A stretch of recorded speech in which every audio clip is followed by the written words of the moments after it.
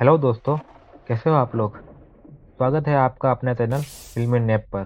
तो तैयार हो जाइए एक बार फिर से हॉकिंस की अजीबोगरीब दुनिया में गोता लगाने के लिए। पिछले सीजन में हमने देखा था कैसे विल बायर्स अजीब तरीके से गायब हो जाता है और 11 नाम की एक लड़की अचानक से आ जाती है जिसके पास में सुपर पावर है। अगर आपने पिछले सीजन का रिकैप नहीं देखा है तो क्या कर रहे हो यार, जाओ पहले वो देखो, लिंक डिस्क्रिप्शन में है। आज हम बात करने वाले हैं स्ट्रेंजर थिंग्स के सीजन 2 की, जो कि मेरे हिसाब से पिछले सीजन से भी ज़्यादा धमाकेदार था। चलिए शुरू करते हैं बिना किसी देरी के। तो सीजन 2 की शुरुआत में हम देखते हैं कि एक साल बीत चुका है और अब हेलोवीन का टाइम चल रहा है। लेकिन विल के लिए अब भी सब कुछ उतना आसान नहीं हुआ है। उसे आज भी अजीबोगरीब सपने आते हैं और सपने में उसे अजीबोगरीब शेडो मॉन्स्टर दिखाई देता है जो कि पूरे हॉकिंस शहर के ऊपर मंडरा रहा है। और हम देखते हैं कि हॉकिंस की उस लैब में अब एक नया डॉक्टर आ चुका है जो कि विल का इलाज कर रहा है। और इसी बीच हमें पता चलता है कि सीरीज की हीरोइन मेन लीड 11 अभी जिंदा है और वो हॉपर के साथ है। वो हॉपर के साथ एक किसी केबिन में छुप कर रह रही होती है और लेकिन वो अपने दोस्तों को काफ़ी मिस कर रही होती है और वो उनसे बात करना चाहती है, उनसे मिलना चाहती है। लेकिन हॉपर ने उसे सख्त मना कर रखा है कि वो ऐसा नहीं करेगी। इधर माइक भी बार बार 11 से कॉन्टेक्ट करने का ट्राई करता है लेकिन वो कर नहीं पा रहा होता है। स्कूल में भी हमें नए दो चेहरे देखने को मिलते हैं, मैक्स और उसका बड़ा भाई बिली का।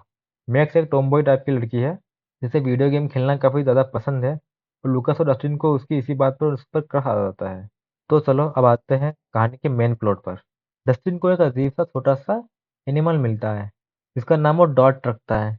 वो एनिमल देखने में तो बहुत ही प्यारा और क्यूट सा होता है, लेकिन असल में वो एक छोटा डेमोगोर्गन होता है, अपसाइड डाउन का, जिसे वो लोग बाद में जाके डेमोडॉग का नाम देते हैं।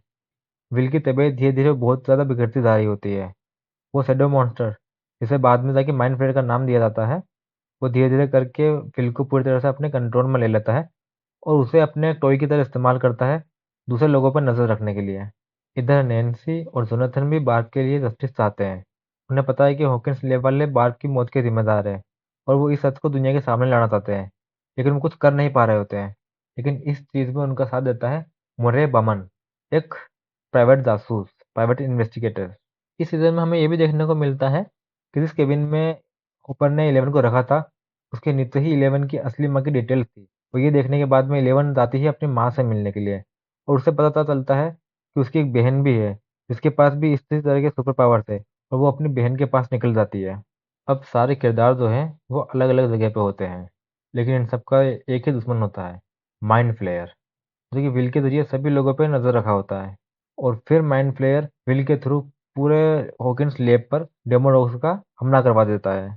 इन डेमोडॉग्स को रोकते हुए बेचारा बॉब मारा जाता है। तो सैड। जब सब कुछ खत्म होते हुए दिखता है और दिखता है कि अब शैडो मॉन्स्टर यानी कि माइंड फ्लेयर जीत जाएगा, तभी हमारी हीरोइन की एंट्री होती है और 11 वापस आ जाती है। वो अपने दोस्तों के साथ मिलकर माइंड फ्लेयर से लड़ने का प्लान बनाती है। प्लान यह होता है कि जोइस विल को एक ऐसी जगह लेकर जाएगी जहाँ पर माइंड फ्लेयर उसे ट्रैक ना कर पाए और फिर जोइस विल के ऊपर से माइंड फ्लेयर का कंट्रोल हटाएगी। और जैसे ही विल माइंड फ्लेयर के कंट्रोल से बाहर आएगा, वैसे ही 11 वो गेट जो उसने सीजन 1 में ओपन किया था उसे अपनी पूरी ताकत लगा करके बंद कर देगी। अब क्लाइमेक्स की शुरुआत होती है। हॉपर और 11 दोनों हॉकिंस लैब में जाते हैं गेट बंद करने के लिए। बाकी सब लोग अंडरग्राउंड टनल्स में जाकर के डेमोडॉग्स को रोकने की कोशिश कर रहे होते हैं। अब एक तरफ 11 अपनी पूरी ताकत लगाती है उस गेट को बंद करने के लिए और दूसरी तरफ जोइस और जोनाथन वो पूरी कोशिश करते हैं विल को माइंड फ्लेयर के चंगुल से आज़ाद करने की। आखिर में जाकर के 11 गेट बंद कर देती है जिससे माइंड फ्लेयर का कनेक्शन पूरे हॉकिंस शहर से टूट जाता है और सारे डेमोडॉग्स मर जाते हैं।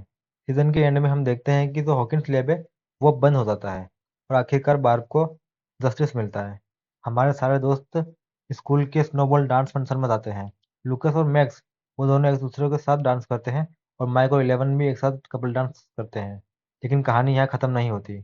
आखिर सीन में हम देखते हैं कि अपसाइड डाउन में माइंड फ्लेयर अब भी जिंदा है और वो हॉकिंस मिडिल स्कूल के ऊपर मंडरा रहा है और वो अपने अगले हमले की प्लानिंग कर रहा होता है। तो दोस्तों ये थी स्ट्रेंजर थिंग्स सीजन 2 की कहानी और मैं बहुत ही जल्द सीजन 3 की स्टोरी भी लेकर के आपके पास आऊँगा। अगर उसे मिस नहीं करना चाहते तो चैनल को सब्सक्राइब करें और सीजन 1 का रिकैप देखने के लिए डिस्क्रिप्शन में दिए हुए लिंक पर क्लिक करें। Thank you. Tata good.